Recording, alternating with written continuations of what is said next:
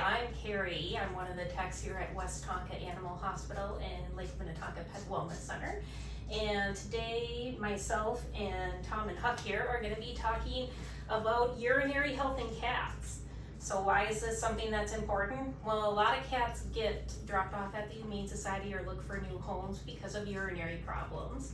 And male cats can end up with a life-threatening condition where they can have a urinary blockage, which that can be expensive to fix. They have to spend a couple days in the hospital for that. So first, let's talk about cats and drinking. Cats are normally in the wild from desert animals, and so they don't normally drink a lot of water on their own. Out in the wild, a cat can get 75% of its water intake just from its prey.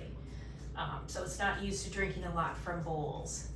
Couple different ways that you can help your cat to get more water is one, doing canned food. Doing all canned food is great. Otherwise, just doing as much canned food as you can is helpful. You can also add water to that canned food as well.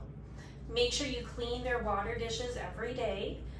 Water dishes can get a film in them, which some cats can be very picky with their water. If it tastes a little bit off, they won't drink it.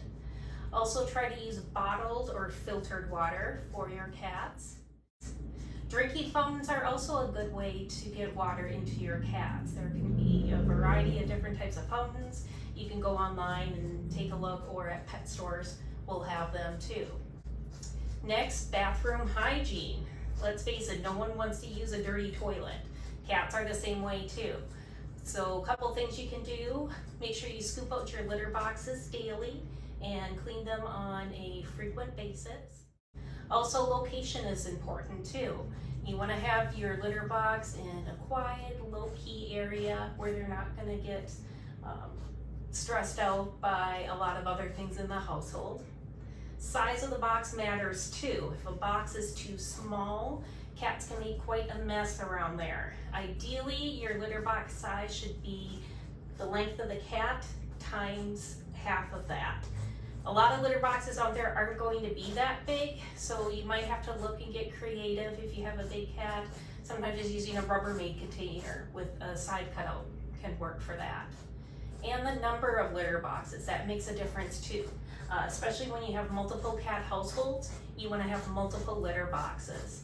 Recommended number would be to have one more than you have cat in the household.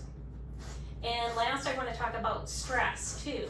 That's something that a lot of people don't contribute to urinary health, but stress can make a difference with cats. It can affect them not only emotionally, but it can affect them physically too. It can cause a condition called idiopathic cystitis, which is basically an inflammation of the urinary tissue. So a couple things you can do to help with stress. One, have multiple resources. That means have multiple feeding stations for the cats, and as we talked about, multiple litter boxes. Also have areas where they can go to get away from each other if they need to. Pheromones. Pheromones are a natural chemical that cats get off. It can have a calming effect on them. We sell Feline diffusers, which can be very good for multi-cat households. You can also use environmental enrichment. You can see right here I'm putting cheese down for them to lick here. Things you can do for environmental enrichment is rotate your toys.